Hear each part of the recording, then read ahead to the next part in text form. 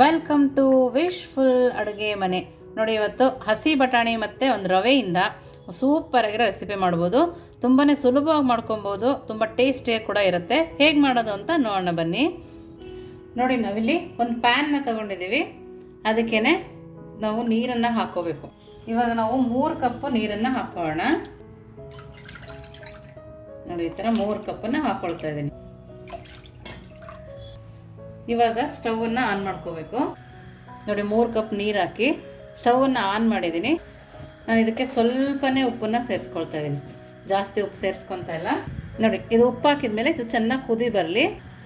ನೋಡಿ, ಇವಾಗ ನೀರು ಎಷ್ಟು ಚೆನ್ನಾಗಿ ಕುದೀತಾ ಇದೆ. ಇವಾಗ ನಾನಿಲ್ಲಿ 1 ಬೌಲ್ ಆಗುವಷ್ಟು ಹಸಿ ಬಟಾಣಿನ ಹಾಕ್ಕೊಂಡಿದ್ದೀನಿ. ಹಸಿ ಬಟಾಣಿ ಹಾಕ್ಕೊಂಡು ಒಂದು 5ರಿಂದ 10 ನಿಮಿಷ ಚೆನ್ನಾಗಿ ಕುದಿಸ್ಕೊಬೇಕು. ಇದು ಚೆನ್ನಾಗಿ ಬೇಯಬೇಕು ಬಟಾಣಿ. ಇದು ಹಸಿ ಬಟಾಣಿ ಸೀಸನ್ ಆಗಿರೋದ್ರಿಂದ ಹಸಿ ಬಟಾಣಿಲಿ ಎಷ್ಟು ವೆರೈಟಿ ಮಾಡ್ಕೋಬೇಕು ಅಷ್ಟು ವೆರೈಟಿ ಮಾಡ್ಕೊಂಡು ತಿನ್ಬೋದು, ಅಷ್ಟು ಟೇಸ್ಟಿಯಾಗಿರುತ್ತೆ. ಈ ಟೈಮಲ್ಲಿ ಕಡಿಮೆ ರೇಟ್ ಇರುತ್ತಲ್ಲ, ಈ ಟೈಮಲ್ಲಿ ತೊಗೊಂಡು ಬಿಡಿಸಿ ಜಿಪ್ಲಾಕಲ್ಲಿ ಹಾಕಿ ಫ್ರಿಜ್ಜಲ್ಲಿ ಹಾಕಿ ಇಟ್ಕೊಬೋದು. ನಮಗೇನಿಲ್ಲ ಅಂದರೆ ಒಂದು 6 ತಿಂಗಳಂತೂ ಬರುತ್ತೆ. ನೋಡಿ, ಇದನ್ನು ಚೆನ್ನಾಗಿ ಬೇಯಿಸ್ಕೊಂಡು ಬರೋಣ. ನೋಡಿ, ಇವಾಗ 5ರಿಂದ 10 ನಿಮಿಷ ಆಗಿದೆ. ನೋಡಿ, ಇವಾಗ ಇಷ್ಟು ಬೆಂದರೆ ಸಾಕು ನಮಗೆ. ಇವಾಗ ಇದನ್ನು ಸ್ಟವನ್ನು ಆಫ್ ಮಾಡಿಕೊಂಡು ತಕ್ಕೊಳ್ಳೋಣ. ನಮಗೆ ಸ್ವಲ್ಪ ನೀರು ಬರಬಾರ್ದು, ಆ ಥರ ತಕ್ಕೋಬೇಕು ನಾವು. ನೋಡಿ, ಈ ಥರ ಎಲ್ಲದನ್ನು ತಕ್ಕೊಂಬರೋಣ. ನೋಡಿ, ಎಲ್ಲ ಬಟಾಣಿನ ತಕ್ಕೊಂಡಿದ್ದೀವಲ್ವ. ಇವಾಗ ಸ್ಮ್ಯಾಶ್ ಮಾಡ್ಕೊಳ್ಳೋಣ. ಬಟಾಣಿನ ಸ್ವಲ್ಪ ಸ್ಮ್ಯಾಶ್ ಮಾಡ್ಕೊಬೇಕು. ನಿಮಗೆ ಸ್ಮ್ಯಾಶ್ ಆಗಿಲ್ಲ ಅಂದರೆ ಮಿಕ್ಸಿ ಜಾರಲ್ಲಿ ಕೂಡ ಹಾಕೋಬೋದು. ನೀವಿನ್ನೂ ನಮ್ಮ ವಾಟ್ಸಪ್ ಗ್ರೂಪ್ ಜಾಯಿನ್ ಆಗಿಲ್ಲ ಅಂದರೆ ಜಾಯಿನ್ ಆಗೋದು ಕೂಡ ಮರಿಬೇಡಿ. ಹೊಸ ಹೊಸ ರೆಸಿಪಿಗಳು ಬರ್ತಾ ಇರುತ್ತೆ. ಹಾಗೆ ನಿಮಗೆ ಗೊತ್ತಿರೋ ರೆಸಿಪಿಗಳನ್ನು ನೀವಲ್ಲಿ ತಿಳಿಸ್ಬೋದು. ನೋಡಿ, ಈ ಥರ ಕೈಯಲ್ಲಿ ಆಗಲಿಲ್ಲ ಅಂದರೆ ನೀವು ಮಿಕ್ಸಿ ಜಾರಿಗೆ ಹಾಕೊಂಡು ತರತರಿಯಾಗಿ ಮಾಡ್ಕೋಬೋದು. ನಂಗೆ ಸ್ವಲ್ಪ ಬೇಳೆ ಬೇಳೆ ಥರ ಇರಲಿ ಅಂತ ಕೈಯಲ್ಲೇ ಮಾಡ್ಕೊಳ್ತಾ ಇದ್ದೀನಿ. ಹಾಗೆಯೇ ಒಂದು ಸಣ್ಣದು 4 ಆಲೂಗಡ್ಡೆನ ಬೇಯಿಸ್ಕೊಂಡಿದ್ದೆ, ಅದನ್ನು ಕೂಡ ಹಾಕ್ಕೊಂಡು ಅದನ್ನು ಸ್ಮ್ಯಾಶ್ ಮಾಡ್ಕೊಳ್ಳೋಣ. ಬಟಾಣಿ ಕ್ವಾಂಟಿಟಿ ಜಾಸ್ತಿ ಇದ್ದರೆ ಆಲೂಗಡ್ಡೆನೂ ಒಂದು ಎಕ್ಸ್ಟ್ರಾ ತೊಗೋಬೋದು. ನೋಡಿ, ಈ ಥರ ನೀಟಾಗಿ ಸ್ಮ್ಯಾಶ್ ಮಾಡಿಕೊಂಡು ಪಕ್ಕಕ್ಕೆ ಇಟ್ಕೊಂಡು ನೆಕ್ಸ್ಟ್ ಏನು ಮಾಡೋದು ಅಂತ ನೋಡೋಣ ಬನ್ನಿ. ನೋಡಿ, ಮೊದಲಿಗೆ ಒಂದು ಪ್ಯಾನ್ನ ತೊಗೊಂಡಿದ್ದೀನಿ. ನೋಡಿ, ಇವಾಗ ತೋರಿಸ್ತಾ ಇದ್ದೀನಲ್ಲ, ಈ ಕಪ್ಪಲ್ಲಿ 2 ಕಪ್ ಆಗುವಷ್ಟು ನೀರನ್ನು ಹಾಕ್ಕೊಳ್ತಾ ಇದ್ದೀನಿ. ಯಾಕೆ 2 ಕಪ್ ಅಂತ ಹೇಳ್ತಾ ಇದ್ದೀನಿ ಅಂದರೆ ಮುಂದೆ ಹೇಳ್ತೀನಿ. ನೋಡಿ, 2 ಕಪ್ ಆಗುವಷ್ಟು ನೀರನ್ನು ಹಾಕ್ಕೊಂಡಿದ್ದೀನಿ. ನಾವು ಮೆಜರ್ಮೆಂಟ್ ಮಾಡ್ಕೊಳ್ಳೋದ್ರಿಂದ ನಾವು ಮಾಡೋ ರೆಸಿಪಿ ಪರ್ಫೆಕ್ಟಾಗಿ ಬರುತ್ತೆ. ಇದಕ್ಕೇ ಉಪ್ಪನ್ನು ಸೇರಿಸ್ಕೊಳ್ಳೋಣ. ಹಾಗೆಯೇ 1 ಸ್ಪೂನ್ ಆಗುವಷ್ಟು ಎಣ್ಣೆ. ನಾವಿಷ್ಟನ್ನು ಹಾಕ್ಕೊಂಡು ಚೆನ್ನಾಗಿ ಕುದಿಯೋಕ್ಕೆ ಬರೋಕ್ಕೆ ಬಿಡಬೇಕು. ನೋಡಿ, ಇದು ಚೆನ್ನಾಗಿ ಕುದಿ ಬರಬೇಕು. ನೀವು ಇದಕ್ಕೆ ನಾನು ಎಣ್ಣೆ ಹಾಕೊಂಡಲ್ಲ, ಎಣ್ಣೆ ಬದಲಾಗಿ ಬೆಣ್ಣೆ ಕೂಡ ಹಾಕ್ಕೋಬೋದು. ನಾವು ಇದನ್ನು ಚೆನ್ನಾಗಿ ಕುದಿಯೋ ತನಕ ಬಿಡೋಣ. ನೋಡಿ, ಇವಾಗ ನೀರು ಚೆನ್ನಾಗಿ ಕುದೀತಿದಿಲ್ಲ. 1 ಕಪ್ ಆಗುವಷ್ಟು ನಾನಿಲ್ಲಿ ಉಪ್ಪಿಟ್ಟಿನ ರವೆನ ತೊಗೊಂಡಿದ್ದೀನಿ. ನಿಮಗೆ ಚಿರೋಟಿ ರವೆ ಇದ್ದರೆ ಅದನ್ನು ಕೂಡ ತೊಗೊಬೋದು. ನೋಡಿ, ಈ ಥರ 1 ಕಪ್ಪು ಫುಲ್ಲನ್ನು ಹಾಕ್ಕೊಳ್ತಾ ಇದ್ದೀನಿ. ಗಂಟು ಬರದೇ ಇರೋ ಥರ ನಾವು ಇದನ್ನು ಕೈ ಆಡಿಸ್ಕೊಬೇಕು. ನಾವು ಇದನ್ನು ಮೀಡಿಯಮ್ ಫ್ಲೇಮಲ್ಲಿ ಇಟ್ಕೊಂಡು ಮಾಡಿಕೊಂಡ್ರೆ ಚೆನ್ನಾಗಿ ರವೆ ಬೇಯುತ್ತೆ. ಕುದಿಯೋ ನೀರಿಗೆ ಹಾಕಿದ್ದೀವಲ್ವ, ಹಾಗಾಗಿ ನೀಟಾಗಿ ಬೇಯುತ್ತೆ. ಮಾಡೋದು ಕೂಡ ತುಂಬಾ ಸುಲಭ. ಹೀಗೆ ಕೈ ಆಡಿಸ್ತಾನೆ ಒಂದು 5ರಿಂದ 10 ನಿಮಿಷ ಬೇಯಿಸ್ಕೊಳ್ಳೋಣ. ನೋಡಿ, ನಾವು ಕೈ ಆಡಿಸ್ತಾ ಬಾಣಲಿಯಿಂದ ಅದಾಗೆ ಬಿಡುತ್ತೆ. ಮಧ್ಯದಲ್ಲಿ ನಿಮಗೆ ಬೇಕಾದರೆ 1 ಸ್ಪೂನ್ ಆಯಿಲ್ ಕೂಡ ಹಾಕ್ಕೋಬೋದು, ಅಥವಾ ಬೆಣ್ಣೆ ಬೇಕಾದರೂ ಹಾಕ್ಕೋಬೋದು. ನೋಡಿ, ಈ ಥರ ಬಾಣಲೆ ಬಿಡ್ತಾ ಇದ್ದರೆ ನಮಗೆ ರವೆ ನೀಟಾಗಿ ಬೆಂದಿದೆ ಅಂಥೇಳಿ ನಮ್ಮ ರೆಸಿಪಿಗೆ ರೆಡಿ ಇದೆ. ನೋಡಿ, ಎಷ್ಟು ಸಾಫ್ಟಾಗಿ ಬರಬೇಕು. ನೋಡಿ, ಇವಾಗ ಸ್ಟವನ್ನು ಆಫ್ ಮಾಡಿ ಒಂದು ಪಾತ್ರೆಗೆ ಎತ್ತಿಟ್ಕೊಂಡು ಮುಚ್ಚಿಡ್ಬೇಕು. ನಾವು ಇದನ್ನು ಓಪನ್ ಆಗಿ ಬಿಟ್ಟರೆ ಮೇಲ್ಗಡೆ ರವೆ ಡ್ರೈ ಆಗುತ್ತೆ. ಇದನ್ನೊಂದು ಪಾತ್ರೆಗೆ ಹಾಕಿ ಒಂದು ಪ್ಲೇಟ್ನ ಮುಚ್ಚಿಟ್ಕೊಳ್ತೀನಿ. ನೆಕ್ಸ್ಟ್ ಏನು ಮಾಡೋದು ನೋಡೋಣ ಬನ್ನಿ. ನೋಡಿ, ನಾನಿಲ್ಲಿ ಒಂದು ಪ್ಯಾನ್ನ ಬಿಸಿಗಿಟ್ಟಿದ್ದೀನಲ್ಲ, 2 ಸ್ಪೂನ್ ಆಗುವಷ್ಟು ಎಣ್ಣೆನ ಹಾಕ್ಕೊಂಡಿದ್ದೀನಿ. ಎಣ್ಣೆ ಸ್ವಲ್ಪ ಬಿಸಿ ಆಗಬೇಕು. ನಾನಿಲ್ಲಿ 1.5 ಸ್ಪೂನ್ ಆಗುವಷ್ಟು ಜೀರಿಗೆನ ಹಾಕ್ಕೊಂಡಿದ್ದೀನಿ. ಜೀರಿಗೆ ಸ್ವಲ್ಪ ಚಟಪಟ ಅಂತ ಸಿಡಿಬೇಕು. ಸಣ್ಣದಾಗಿ ಕಟ್ ಮಾಡಿರೋ ಬೆಳ್ಳುಳ್ಳಿನ ಹಾಕ್ಕೊಂಡಿದ್ದೀನಿ.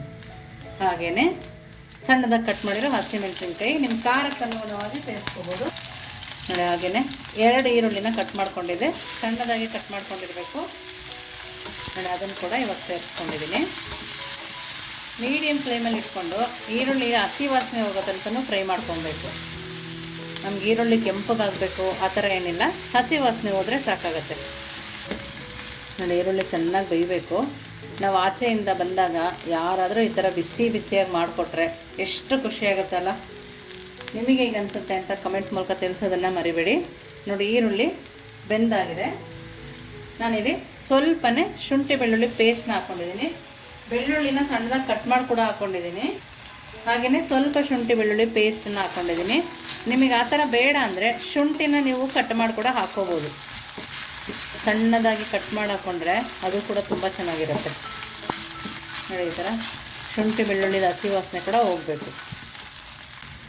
ನೋಡಿ, ಈ ಟೈಮಲ್ಲಿ ಸ್ವಲ್ಪ ಕಡಲೆ ಹಿಟ್ಟನ್ನು ಹಾಕ್ಕೊಳ್ತಾ ಇದ್ದೀನಿ. ಕಡಲೆ ಹಿಟ್ಟು ಹಾಕ್ಕೊಂಡು ಸ್ವಲ್ಪ ಫ್ರೈ ಮಾಡ್ಕೊಬೇಕು. ನಿಮ್ಮ ಹತ್ರ ಹುರಿದಿರೋ ಕಡಲೆ ಹಿಟ್ಟಿನ ಪುಡಿ ಇದ್ದರೆ ಹಾಗೆ ಕೂಡ ಹಾಕ್ಕೋಬೋದು. ನಾನಿಲ್ಲಿ ಸ್ವಲ್ಪ ಫ್ರೈ ಮಾಡ್ಕೊಳ್ತೀನಿ, ಅದಕ್ಕೋಸ್ಕರ. ನೋಡಿ, ಫ್ರೈ ಆಗಿದೆ. ಈ ಟೈಮಲ್ಲಿ ನಾವು ಸ್ಮ್ಯಾಶ್ ಮಾಡಿ ಇಟ್ಕೊಂಡಿದ್ವಲ್ಲ ಆಲೂಗಡ್ಡೆ, ಬಟಾಣಿ, ಅದನ್ನು ಈಗ ಹಾಕ್ಕೊಳ್ಳೋಣ. ಹಾಕಿ ನೀಟಾಗಿ ಕೈ ಆಡಿಸ್ಕೋಬೇಕು. ಫ್ಲೇಮ್ನ ಮಾತ್ರ ಮೀಡಿಯಮ್ ಫ್ಲೇಮಲ್ಲೇ ಇಟ್ಕೊಂಡಿರಬೇಕು. ನಿಮಗೆ ಬಟಾಣಿ ನಾನು ನೀರಲ್ಲಿ ಬೇಯಿಸಿದ್ನಲ್ಲ ಆ ಥರ ಬೇಡ ಅಂದರೂ ಕೂಡ ಹಾಗೆಯೇ ಮಿಕ್ಸಿಗೆ ಕೂಡ ಹಾಕ್ಕೋಬೋದು, ಏಕೆಂದರೆ ಇವಾಗ ಕೂಡ ಫ್ರೈ ಆಗುತ್ತೆ. ನೋಡಿ, ಈ ಟೈಮಲ್ಲಿ ನಾವು ಮಸಾಲೆಗಳನ್ನ ಹಾಕ್ಕೊಳ್ಳೋಣ. ನೋಡಿ, ನಾನು ಮೊದಲಿಗೆ ಒಂದು ಅರ್ಧ ಸ್ಪೂನ್ ಆಗುವಷ್ಟು ಗರಂ ಮಸಾಲ ಹಾಕ್ಕೊಳ್ತಾ ಇದ್ದೀನಿ. ಒಂದು ಅರ್ಧ ಸ್ಪೂನ್ ಆಗುವಷ್ಟು ಅರಿಶಿನ ಪುಡಿ ಹಾಕ್ಕೊಂಡಿದ್ದೀನಿ. ಒಂದು 1/4 ಸ್ಪೂನ್ ಆಗುವಷ್ಟು ಆಮ್ಚೂರ್ ಪೌಡರ್ನ ಹಾಕ್ಕೊಂಡಿದ್ದೀನಿ. ಆಮ್ಚೂರ್ ಪೌಡರ್ ಇಲ್ಲ ಅಂದರೆ ನಿಂಬೆಹಣ್ಣನ್ನು ಸಹ ಹಿಂಡ್ಕೋಬೋದು. ನಾನಿಲ್ಲಿ ಸ್ವಲ್ಪ ಚಟ್ಪಟ ಅಂತಿರಲಿ ಅಂತ ಚಾಟ್ ಮಸಾಲ ಕೂಡ ಸೇರಿಸ್ಕೊಂಡಿದ್ದೀನಿ. ನೋಡಿ, ಇಷ್ಟನ್ನು ಹಾಕ್ಕೊಂಡು ಕೈ ಆಡಿಸ್ಕೋಬೇಕು. ನಮಗೆಲ್ಲ ಮಸಾಲ ಹಿಡಿಬೇಕು, ಆ ಥರ ನಾವು ಇದನ್ನು ಕೈ ಆಡಿಸ್ಕೊಳ್ಳೋಣ. ನೋಡಿ, ಇವಾಗ ರುಚಿಗೆ ತಕ್ಕಷ್ಟು ಉಪ್ಪನ್ನು ಸೇರಿಸ್ಕೊಳ್ಳೋಣ. ಹಾಗೆಯೇ ಫ್ರೆಶ್ ಆಗಿರೋಂಥ ಕೊತ್ತಂಬರಿ ಸೊಪ್ಪು ಜಾಸ್ತಿ ಇದ್ದರೆ ಜಾಸ್ತಿ ಕೂಡ ಹಾಕೋಬೋದು, ತುಂಬ ಟೇಸ್ಟಿಯಾಗಿ ಬರುತ್ತೆ. ನೋಡಿ, ಕಲರ್ ಕೂಡ ಎಷ್ಟು ಚೆನ್ನಾಗಿ ಕಾಣಿಸ್ತಾ ಇದೆ. ಈ ಥರ ನೀಟಾಗಿ ತಿರುಗಿಸ್ಕೊಂಡು ಒಂದು 5 ನಿಮಿಷ ಬೇಯಿಸ್ಕೋಬೇಕು. ನಾನಿವಾಗ ಲೋ ಫ್ಲೇಮಲ್ಲಿ ಇಟ್ಕೊಂಡಿದ್ದೀನಿ. ನೋಡಿ, ಮಸಾಲ ಕೂಡ ರೆಡಿ ಇದೆ. ನಾವು ಇದನ್ನು ಸ್ಟವ್ ಆಫ್ ಮಾಡಿಕೊಂಡು ಪಕ್ಕಕ್ಕೆ ಎತ್ತಿಟ್ಕೊಳ್ಳೋಣ. ನೋಡೋದ್ರಲ್ಲ, ಮನೇಲಿರೋ ಐಟಮಲ್ಲಿ ಎಷ್ಟು ಬೇಗ ಮಾಡ್ಬೋದು. ಮನೇಲಿ ಎಷ್ಟು ಇಂಗ್ರೀಡಿಯೆಂಟ್ಸ್ ಇದೆಯೋ ಅಷ್ಟರಲ್ಲೇ ನಾವು ಇದನ್ನು ಮಾಡ್ಕೋಬೋದು. ಹೊರಗಡೆಯಿಂದ ತರಬೇಕು ಮಸಾಲಾಸ್ ಅಂತ ಏನಿಲ್ಲ. ನಿಮ್ಮ ಹತ್ರ ಯಾವ ಮಸಾಲ ಅವೈಲೇಬಲ್ ಇದೆಯೋ ಅದನ್ನೇ ಹಾಕಿ ಮಾಡ್ಕೊಬೋದು. ನೋಡಿ, ಇವಾಗ ಸ್ಟವ್ ಆಫ್ ಮಾಡಿದ್ದೀನಿ. ಇದನ್ನು ಪಕ್ಕಕ್ಕೆ ಎತ್ತಿಟ್ಕೊಳ್ಳೋಣ. ನೋಡಿ, ಇದು ಬಿಸಿ ಇದೆಯಲ್ಲ, ತಣ್ಣಗೆ ಹಾಕಬೇಕಾದ್ರೂ ಬಿಡ್ಬೋದು, ಇಲ್ಲಾಂದರೆ ಈಗಲೇ ಸಣ್ಣದ ಉಂಡೆಗಳನ್ನಾಗಿ ಮಾಡಿ ಪಕ್ಕದಲ್ಲಿ ಎತ್ತಿಟ್ಕೊಳ್ಳೋಣ. ನೋಡಿ, ಎಷ್ಟು ಸಾಫ್ಟಾಗಿ ಎಷ್ಟು ಚೆನ್ನಾಗಿ ಬರ್ತಿದೆ. ನೋಡಿ, ಈ ಥರ ಸಣ್ಣ ಸಣ್ಣ ಉಂಡೆಗಳನ್ನಾಗಿ ಮಾಡಿಟ್ಕೊಂಡ್ರೆ ನಾವು ಮಾಡುವಾಗ ಸುಲಭ ಆಗುತ್ತೆ. ನಮಗೆ ತೀರಾ ದಪ್ಪ ಇರಬಾರ್ದು, ಸಣ್ಣದಾಗೇ ಇರಬೇಕು. ಗೋಲಿ ಆಕಾರ ಅಂತೀವಿ ನೋಡಿ, ಆ ಥರ ಇದ್ದರೆ ಸಾಕು. ನೋಡಿ, ಎಲ್ಲದೂ ಈ ಥರ ಉಂಡೆಗಳನ್ನಾಗಿ ಮಾಡ್ಕೊಂಡಿದ್ದೀನಿ. ಇವಾಗ ನೆಕ್ಸ್ಟ್ ಏನು ಮಾಡೋದು ನೋಡೋಣ ಬನ್ನಿ. ನೋಡಿ, ಇವಾಗ ಪ್ಲೇಟ್ ಮುಚ್ಚಿ ರವೆನ ರೆಡಿ ಇಟ್ಟಿದ್ವಲ್ಲ, ರವೆ ಮಾಡ್ಕೊಂಡಿರೋದು, ಅದನ್ನು ನೋಡೋಣ ಏನಾಗಿದೆ ಅಂತ. ನೋಡಿ, ಅದು ಕೂಡ ರೆಡಿ ಇದೆ. ನೋಡಿ, ಈ ಥರ ಚೆನ್ನಾಗಿ ನಾದಬೇಕು. ನಿಮಗೆ ಬೌಲಲ್ಲಿ ಆಗಿಲ್ಲ ಅಂದ್ಕೊಳ್ಳಿ, ಒಂದು ಪ್ಲೇಟ್ ತಗೊಂಡು ಚೆನ್ನಾಗಿ ನಾದಿದ್ರೆ ಮಾತ್ರ ಚೆನ್ನಾಗಿ ಬರುತ್ತೆ. ನೋಡಿ, ಈ ಥರ ಸಣ್ಣದಾಗಿ ಉಂಡೆಗಳು ಮಾಡ್ಕೊಳ್ಳೋಣ. ಆಮೇಲೆ ಈ ಥರ ಪ್ರೆಸ್ ಮಾಡಿ, ಈಗ ನಾವು ರೊಟ್ಟಿ ಮಾಡ್ಬೇಕಾರೆಲ್ಲ ಮಾಡ್ಕೊತೀವಿ ನೋಡಿ, ಈ ಥರ ಮಾಡ್ಕೊಂಡು ಹೋಗೋಣ. ನೋಡಿ, ಈ ಥರ ಒಳಗಡೆ ಗುಂಡಿ ಥರ ಇರಬೇಕು. ನೋಡಿ, ಸಣ್ಣದಾಗಿ ಮಾಡ್ಕೊಂಡವಲ್ಲ, ಇದನ್ನ ಈ ಥರ ಇಟ್ಕೊಂಡು ಕ್ಲೋಸ್ ಮಾಡ್ಕೊಳ್ಳೋಣ. ನೋಡಿ, ಎಷ್ಟು ಚೆನ್ನಾಗಿ ಕ್ಲೋಸ್ ಆಗ್ತಾಯಿದೆ ಅಂತ. ಒಂದು ಸರಿ ಈ ಥರ ತಿರುಗಿಸ್ಕೊಂಡ್ರೆ ಸಾಕು. ನೋಡ್ತಾ ಇದ್ದಾರಲ್ಲ ಎಷ್ಟು ಚೆನ್ನಾಗಿದೆ ಅಂತ. ಎಲ್ಲೂ ಕೂಡ ಒಡೆದಿಲ್ಲ, ಅಷ್ಟು ಚೆನ್ನಾಗಿ ಬಂದಿದೆ. ನಾದ್ಕೊಂಡ್ರೆ ಮಾತ್ರ ಚೆನ್ನಾಗಿ ಬರುತ್ತೆ. ಇದೇ ಥರ ಎಲ್ಲದನ್ನು ಮಾಡ್ಕೊಂಡು ಬರೋಣ. ನೋಡಿ, ಎಲ್ಲದನ್ನು ಅದೇ ಥರ ಮಾಡ್ಕೊಂಡಿದ್ದೀನಿ. ಇವಾಗ ಎಣ್ಣೆನೂ ಕೂಡ ಬಿಸಿ ಆಗ್ತಾಯಿದೆ. ಎಣ್ಣೆ ಬಿಸಿ ಆದಮೇಲೆ ಅದರೊಳಗಡೆ ಹಾಕೋಣ. ನೋಡಿ, ಇವಾಗ ಎಣ್ಣೆ ಚೆನ್ನಾಗಿ ಕಾದಿದೆ ಅಲ್ಲ, ಈ ಟೈಮಲ್ಲಿ ನಾವು ಹಾಕ್ಕೊಬೇಕು. ಮೀಡಿಯಮ್ ಫ್ಲೇಮಲ್ಲಿ ಇಟ್ಟು ಹಾಕ್ಕೊಳ್ತಾ ಇದ್ದೀನಿ ನಾನು. ನೋಡಿ, ನಿಧಾನಕ್ಕೆ ಬೇಯಿಸ್ಕೊಬೇಕು, ಇಲ್ಲಾಂದರೆ ಒಳಗಡೆದೆಲ್ಲ ಹಸಿ ಹಸಿ ಥರನೇ ಇರುತ್ತೆ. ನೋಡಿ, ಈ ಥರ ಸ್ವಲ್ಪ ಸ್ವಲ್ಪನೇ ಹಾಕಿ ಬೇಯಿಸ್ಕೊಳ್ಳೋಣ. ನಾವು ಒಂದೇ ಸರಿ ತಿರುಗಿಸ್ಕೊಬಾರ್ದು. ನೋಡಿ, ಪೂರ್ತಿ ಎಣ್ಣೆ ಒಳಗಡೆ ಮುಳುಗಬೇಕು. ನಾನು ಇವಾಗ ಮೀಡಿಯಮ್ ಫ್ಲೇಮಲ್ಲಿ ಇಟ್ಟು ಬೇಯಿಸ್ಕೊಳ್ತೀನಿ. ನೀವು ಈ ಥರ ಡಿಫ್ರೆಂಟಾಗಿ ಮಾಡ್ತಾಯಿದ್ರೆ ಕಮೆಂಟ್ ಮೂಲಕ ತಿಳಿಸಿ. ನೀವು ಮನೇಲಿ ಮಾಡಿ ಮಕ್ಕಳಿಗೆ ಇಷ್ಟ ಆದರೆ ಅದನ್ನು ಕೂಡ ಕಮೆಂಟಲ್ಲಿ ತಿಳಿಸಿ. ತುಂಬ ಅಂದರೆ ತುಂಬಾ ಚೆನ್ನಾಗಿರುತ್ತೆ. ಯಾರ್ಯಾರು ಕೊಟ್ಟರೆ ಇದು ರವೆಲ್ ಮಾಡಿದ್ದೀವಿ ಅಂತ ಹೇಳೋದಿಲ್ಲ, ಎಲ್ಲೋ ಆಚೆಯಿಂದ ತಂದು ಕೊಟ್ಟರೆ ಅಂತಾರೆ, ಅಷ್ಟು ಚೆನ್ನಾಗಿರುತ್ತೆ. ನೋಡಿ ಬೇಯೋದು ಸ್ವಲ್ಪ ನಿಧಾನ ಆಗುತ್ತೆ, ನಿಧಾನಕ್ಕೇ ಬೇಯಿಸ್ಕೊಬೇಕು. ನೋಡಿ ಈ ಕಲರ್ ಬರಬೇಕು, ಆ ಥರ ನಾವು ಇದನ್ನು ಬೇಯಿಸ್ಕೊಬೇಕು. ನೋಡಿ ಇದನ್ನು ತೆಗೆದು ಒಂದು ಪ್ಲೇಟಿಗೆ ಹಾಕೋಣ.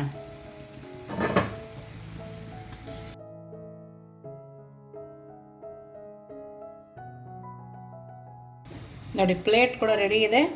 ನಾವು ಮಾಡ್ಕೊಂಡಿರೋದೆಲ್ಲದು ರೆಡಿ ಇದೆ. ನೋಡಿ ನೋಡ್ತಾ ಇದ್ದೀರಲ್ಲ ಎಷ್ಟು ಚೆನ್ನಾಗಿದೆ ಅಂದರೆ ನೋಡೋಕ್ಕೂ ಅಷ್ಟೇ ಚೆನ್ನಾಗಿದೆ. ಕ್ರಿಸ್ಪಿಯಾಗಿ ಒಳಗಡೆ ಪಲ್ಯ ಸೂಪರಾಗಿದೆ. ರವೆ ಅಂತಲೇ ಅನಿಸಲ್ಲ, ಅಷ್ಟು ಚೆನ್ನಾಗಿದೆ. ನೀವು ಯಾವ್ದಾದ್ರು ಬೇಕ್ರಿಯಿಂದ ತಂದು ಕೊಟ್ಟಿರೋದು ಅಂದರೂ ಕೂಡ ಒಪ್ಕೊಂತಾರೆ, ಅಷ್ಟು ಚೆನ್ನಾಗಿದೆ. ನೋಡಿ ಇದನ್ನು ಸಾಸ್ ಜೊತೆ ಬೇಕಾದರೂ ತಿನ್ಬೋದು, ನೀವು ಹಾಗೆ ಬೇಕಿದ್ರೂ ತಿನ್ಕೊಬೋದು.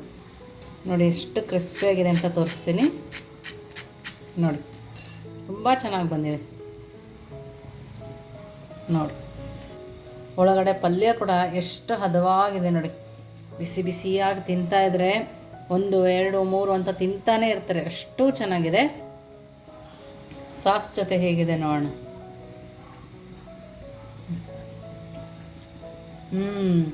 ಬಿಸಿ ಇದೆ, ತುಂಬ ಅಂದರೆ ತುಂಬಾ ಚೆನ್ನಾಗಿದೆ. ರವೆ ಕ್ರಂಚಿಯಾಗಿ ಸಿಗ್ತಾ ಇದೆ, ಒಳಗಡೆ ಪಲ್ಯ ಅಂತೂ ಸೂಪರ್ ಟೇಸ್ಟಿಯಾಗಿದೆ. ನೀವು ಒಂದ್ಸಲ ಮನೇಲಿ ಮಾಡಿ ಹೇಗಿತ್ತು ಅಂತ ವಿಶ್ಫುಲ್ ಅಡುಗೆ ಮನೆಗೆ ಕಮೆಂಟ್ ಮೂಲಕ ತಿಳಿಸೋದನ್ನು ಮರಿಬೇಡಿ. ನೀವು ಇನ್ನೂ ನಮ್ಮ ಚಾನಲ್ ಲೈಕ್ ಮಾಡಿಲ್ಲ ಅಂದರೆ ಲೈಕ್ ಮಾಡಿ, ಶೇರ್ ಮಾಡಿ, ಸಬ್ಸ್ಕ್ರೈಬ್ ಮಾಡಿ. ವಿಶ್ಫುಲ್ ಅಡುಗೆ ಮನೆಗೆ ಥ್ಯಾಂಕ್ ಯು.